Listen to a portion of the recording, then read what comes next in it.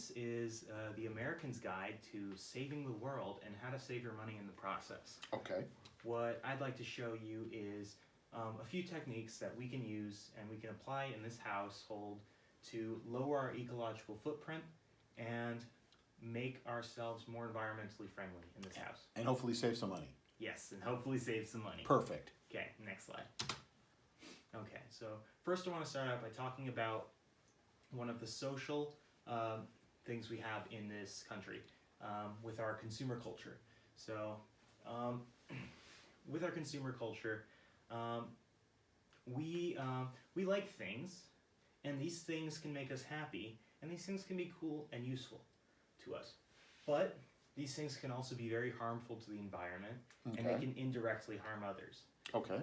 And yeah, and yes, actively looking out for the environment may be tedious in some ways, and yes, a lot of environmentally friendly changes can be expensive, and yes, it is in fact change, and we all know how hard change can be for us. Absolutely.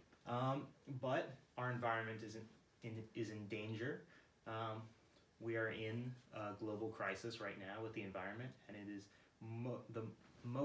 it is more imperative than ever that we do something. Yeah. Okay.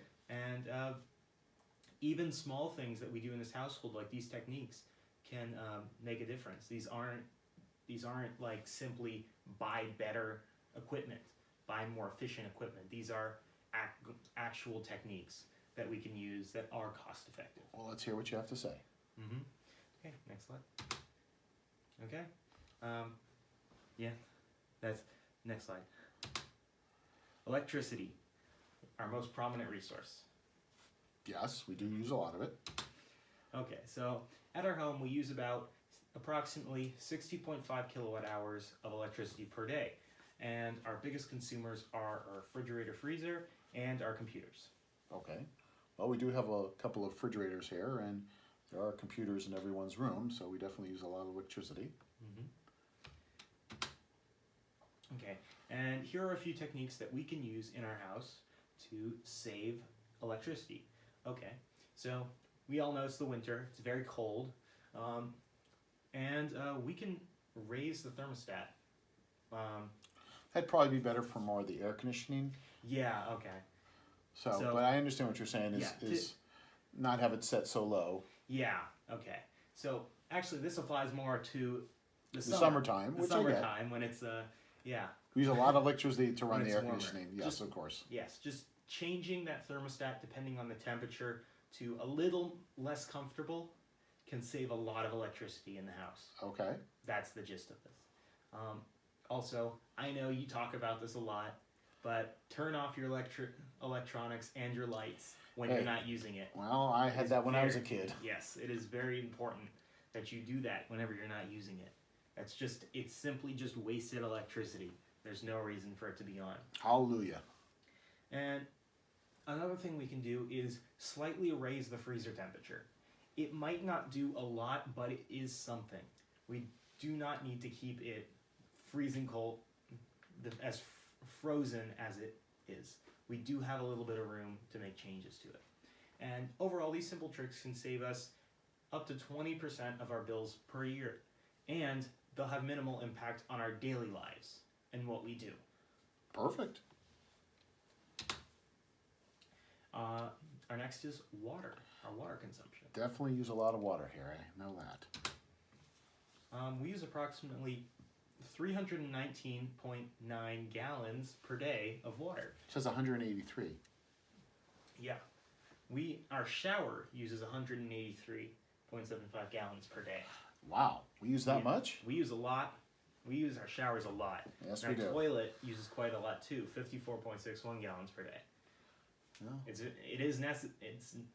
necessary here. It is necessary. 5 people in the house, we use it a lot. But it still can be cut down. Okay, what can we do for these things? Water is something that we need and we have to use. And you might think it might be difficult without having to spend a lot of money on infrastructure and stuff like that. But actually, you don't need to spend that much money. You could take cold showers. Cold showers have been known to be greatly beneficial for human health. They also use far less electricity than warm showers because obviously they're not using warm water, which needs to be heated up in our water heater, which also uses a lot of electricity. Plus, cold showers can incentivize us to take shorter showers overall because honestly, who really wants to stay in a cold shower for a long time? You know who used to talk about cold showers? Who? Grandpa. Of course. Because you told me about in the Army how they had to take quick, short showers. So I guess they took colder showers to get him in and out to get all the soldiers. Mm-hmm. So it makes sense. Okay. Now, here is the one money thing that I have, the one money technique that I have listed. We could invest in toilets. Toilets are the one efficiency-minded application that we haven't really invested in this house. We have solar panels, we have efficient shower heads, we have a lot of things, but we don't have efficient toilets. And they are one application that we can look at making better.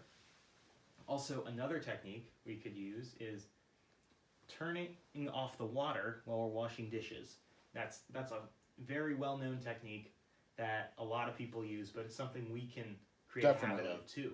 I agree. And especially because our faucet is not a low-flow faucet. I agree. Okay. Transportation. We use approximately 3.86 gallons of fuel per day in our daily commute.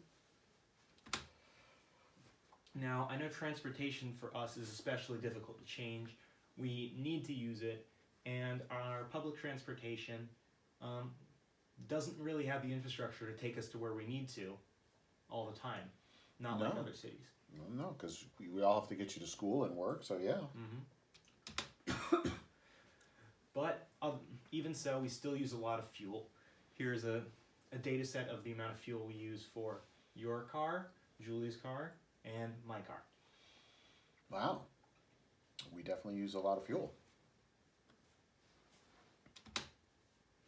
And here are 3 simple techniques that we can use to boost our fuel economy. So we can coast, which is a very simple technique. Just when you're driving, just don't hit that accelerator when you don't need to. You don't need to be speeding up to the next light to slow down to the light. But sometimes I like my lead foot, but no, I get it. Of course you do. Also, when you're accelerating from a stop, accelerate slowly. You don't need to get in front of that first car every single time. It's not the most important priority, and it can save you a lot of gasoline. Also, avoid high speeds. We don't need to be going over 90 on... Trust me, nobody's going over 90. on Ventura Boulevard. I don't think so either. Yeah. And our final audit is waste. We use approximately 9 pounds of waste per day. Wow. Yeah, it is quite a lot.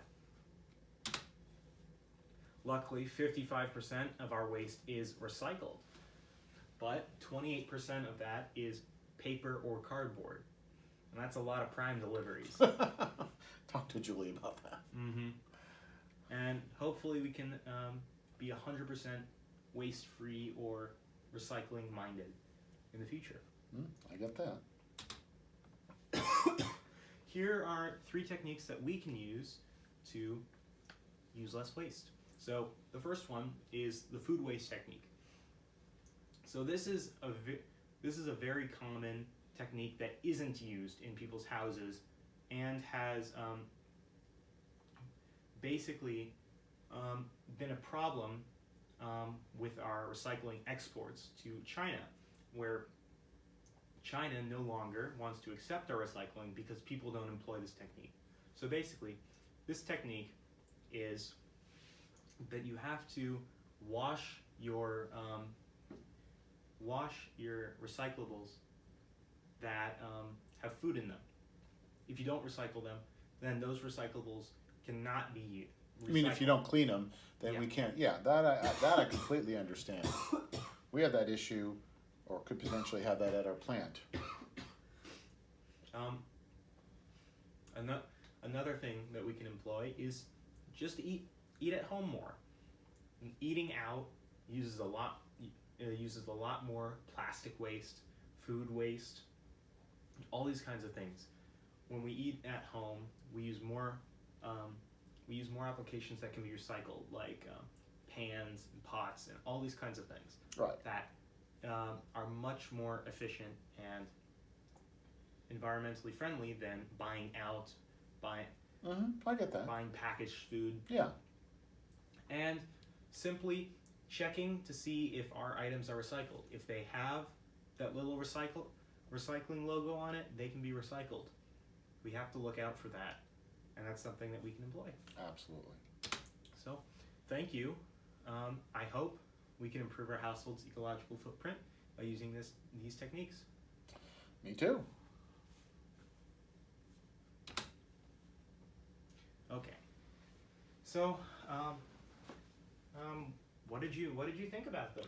Well, I thought it was very informative. I do like your graphics and the points that you brought up. There's definitely some room for improvement in terms of our household. I definitely would agree that we should employ more recycling. I do this for a living, and so it's also something I should walk the walk even in my own personal life here at the house. Okay. How do you think about how this affects you socially?